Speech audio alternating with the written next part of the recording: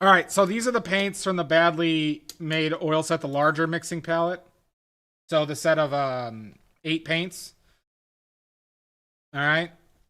Titanium white, lead white, bismuth vanadate yellow lemon, pyrrole scarlet, quinacridone magenta, ultramarine blue, phthalo blue, and burnt umber. Okay. So I call it a mixing palette because all the choices here are based on being able to mix a wide array of colors and the widest range of the colors that you can do, right? So the simple ones, right, are the secondary colors like orange, green, and purple. So for orange, we have pyrrole scarlet and lemon yellow. We choose lemon yellow because it's neutral and mixes very well with all colors. Since there's no red in there, it doesn't negatively affect like cold mixes, right? But makes a very good orange, a very saturated orange. This is more like a red light color wise, so it has some yellow in there, so it does mix a very solid orange. Then for purples, we use quinacridone magenta and ultramarine blue. Okay, so the quinacridone magenta is the cold red, right? And ultramarine blue. And it makes a very... So this is transparent, so it's going to appear very dark right here. Right? But what we can do to show the purple that it is specifically add titanium white to show the really nice purples we can make.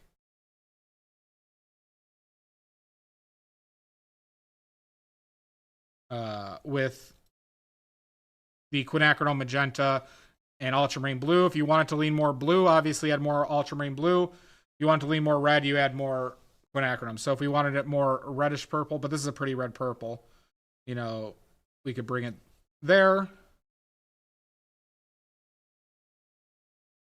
We wanted it more blue. We take it towards this route.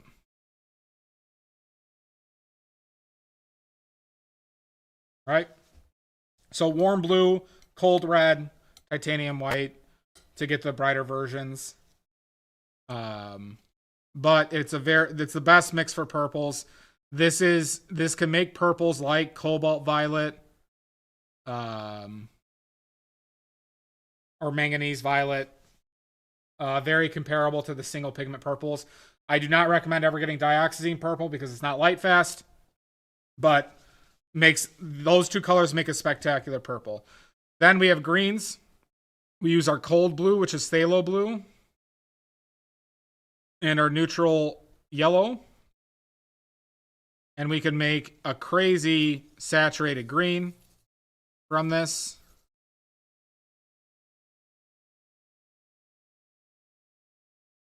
Very saturated green.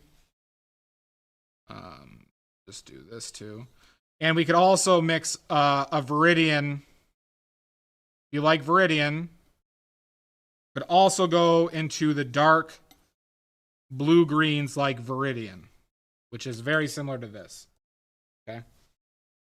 In a comparison, why I included phthalo blue.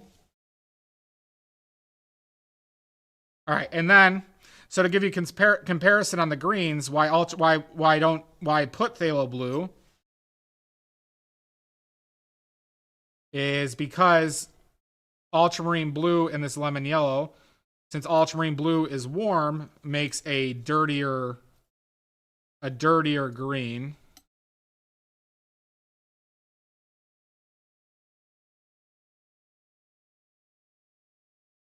As you can see, less saturated.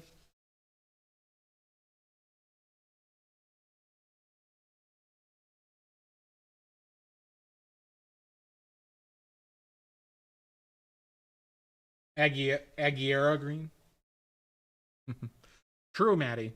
All right, and then the last major mixing note for colors is making black. Why I don't have a black is because we have burnt umber and ultramarine blue. Probably too much burnt umber.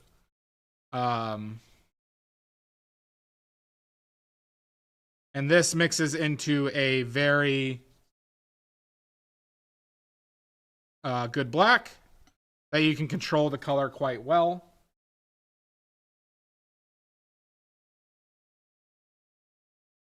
Okay. And then one of the last major differences, why do I have lead white and titanium white? Well, a good way to show this is we'll take some of the black. For mixing reasons, first and foremost, I have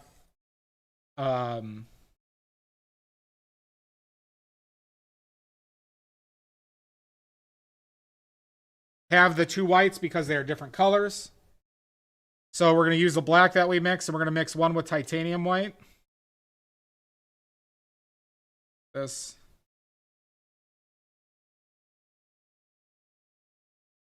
Okay. And then the warmer white, which is lead white, which mixes like a orange. When we mix this here,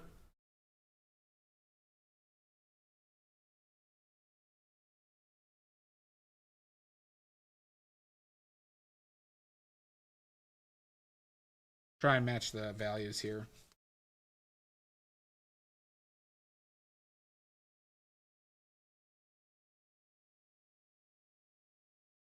But you can see one, I'm probably going to narrate over this. But you can see the differences in the colors between the two whites. Lead white also has archival benefits, obviously. Titanium white is a necessary. It's much warmer, right? This, looks blue. This looks brown, right? This black probably leans slightly brown. Regardless, though, the titanium white overpowers it, and you can see the direct difference between the two. Now, this comes into play when you're if I wanted to make a lighter orange, for example. If I wanted to do a lighter orange, lead white is a great option for it.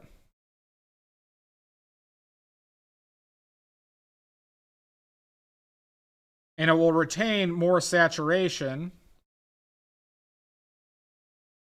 right? Where it stays orange, right? It distinctly stays orange. Where if we mix titanium white with it,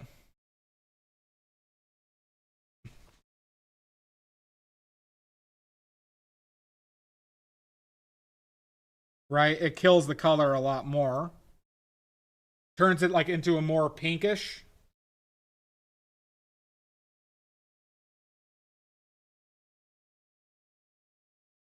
Where this retains more of the, warmness.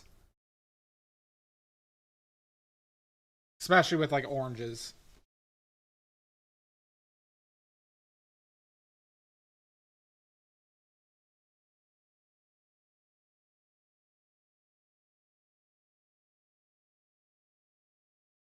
So yeah. Well, good, Stoic. Yeah, so this palette, is it really silver? Okay. But so this is your watercolors too, Silver, okay? Silver, you have these two blues. You have this yellow. You have quinacridone magenta. You basically have an equivalent red, right?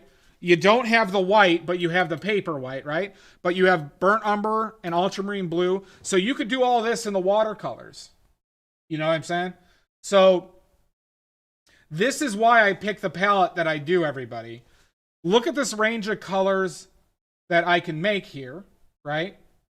Not to mention just the strength of these colors on its own. Because so here, let's do a quick quinacridone magenta. Now alizarin crimson can do this as well, but we don't want to use alizarin crimson. But you want a good pink. You got a great saturated pink, right?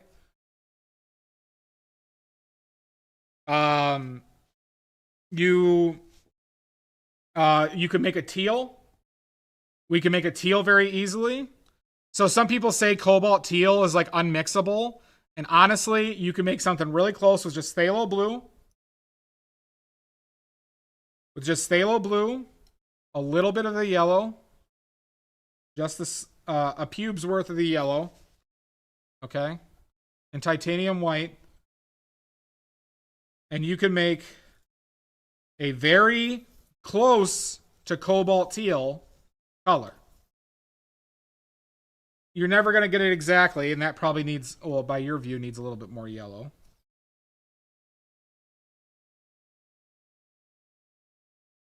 Now you have cobalt turquoise in the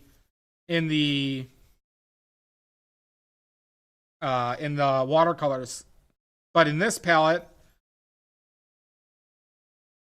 right, you can make a damn close color to cobalt teal. So I'll tell you the gap. I have there's one distinct gap in this palette. Does anybody know what that could be?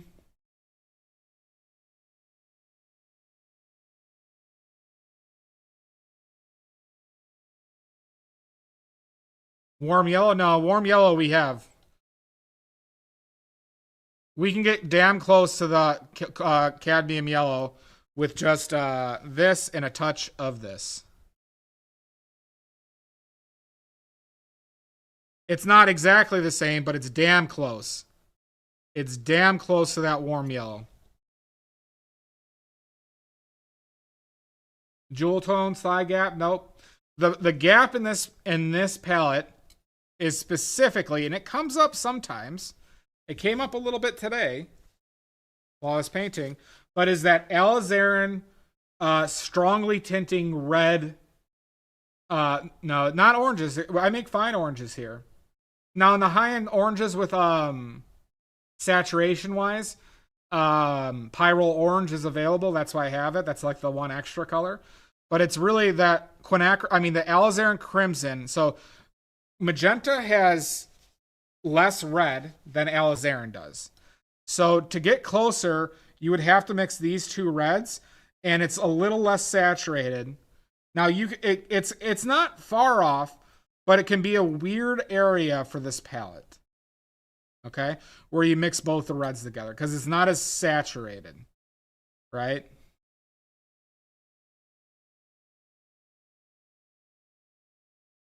But it's like it doesn't come up a lot. But this is what I consider to be a little bit of a weakness of this palette. Okay? But you can see with just 8 colors. No, because alizarin crimson does not have yellow in it, Shasta. Alizarin crimson has no yellow. This is way too much yellow. Way too much yellow. Not to mention you lose the transparency, right? Because this is not a transparent color. Yeah, you should. I mean, it's, like this VOD will be up, Silver, on like YouTube. So you could rewatch this specific thing with your, like I said, this works for your watercolor palette, right? I included some natural earth colors because of like yellow ochre, but like this could mix yellow ochre. This could mix like Venetian red. This could mix burnt sienna. Why don't I use burnt sienna, yellow ochre? Why don't you ever see me using those? Because these can mix them. These can mix them. Straight up. Right? I showed you how to match colors, right? So you could use, remember the mixing tutorial, right? We have the yellow, the red, the white, the blue, and the brown, right? From the basic mixing palette. Because Pyrrole Scarlet works almost just as good as Pyrrole Red. Pyrrole Red's a little bit more optimal for that color mixing. But yeah, it's you have all the tools here. Yeah, like I said, I'm thinking about creating one. I might post it on the site when you buy them, or make it like a free downloadable thing that you could print off even. That'll just outline this. I just have other priorities at the moment to do.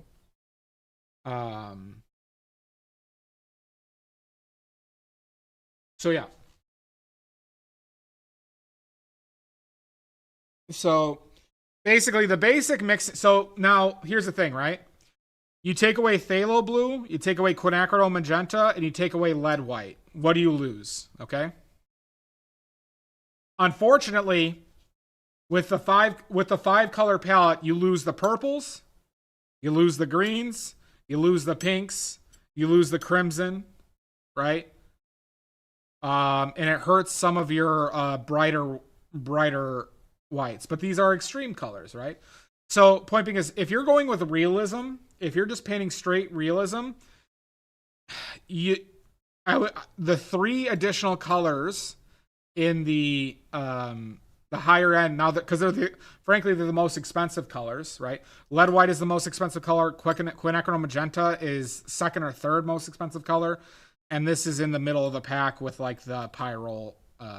But it's I'm not gonna it's expensive. They're professional grade paints, but I value having this range of colors. So if we go back to here, I'm going to go back to the painting really quickly. So on the painting, right, I used a lot of quinacridone magenta. I used phthalo blue for some of these little highlights, right? For the greens, I used phthalo blue. Quinacridone magenta, like I said, makes a very dark purple. That reflection. Oh, I know what that reflection is coming.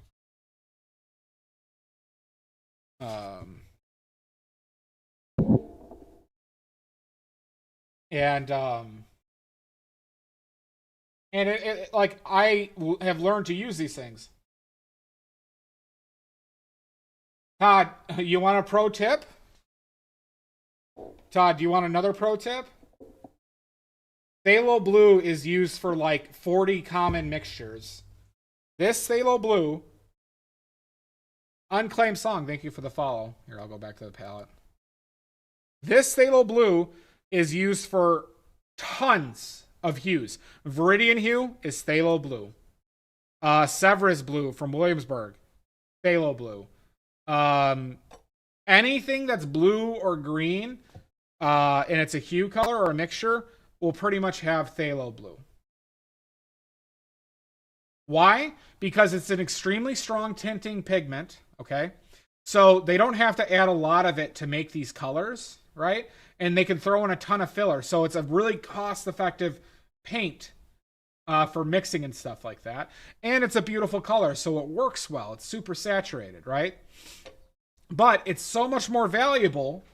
I cannot express how valuable it is to understand these mixtures and what your colors are capable of doing, because it basically means that you don't need to rely on the bullshit marketing and colors that the companies offer you.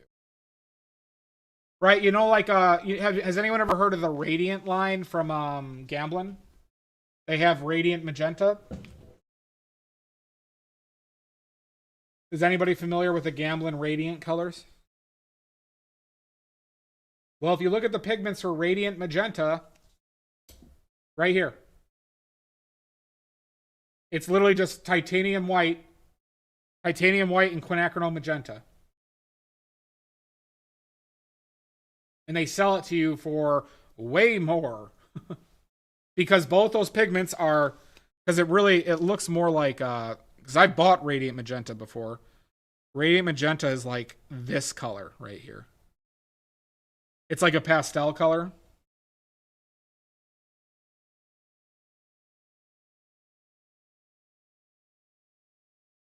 And think about how useless that is in general for mixing, right? When you could just have titanium white and quinacridone magenta, and then with a simple addition of ultramarine blue, you can gain purples. All those, Todd, all those like luminous lines horseshit is literally them just doing this, packaging it, and selling it to you for a way higher price than it should. That's it. It's all horse. The industry is all horseshit. Right, Drez? This is just 2 colors. Look at all these chickens. The industry is horseshit, everybody. This is partly why I wanted to sell my colors. There's really, like, frankly, there's not really a larger group than about 14 or 15 pigments that you could ever possibly need. If you understand how to mix, you teach yourself how to mix, or understand how these mix. So understanding that ultramarine blue has red in it is really great when you understand how it affects with greens, right? Understanding that this yellow has no red or blue in it is super valuable when you're making oranges and greens, right? Knowing that this red has a little bit of yellow in it is great for understanding your oranges and how you now know you wouldn't use it for purples, right? Understanding that burnt umber is orange and ultramarine blue, is like a bluish purple, makes a very great black. All these things are super valuable that will save you money. Will save you tons of money. Why I originally started making my colors in the first place. So yeah.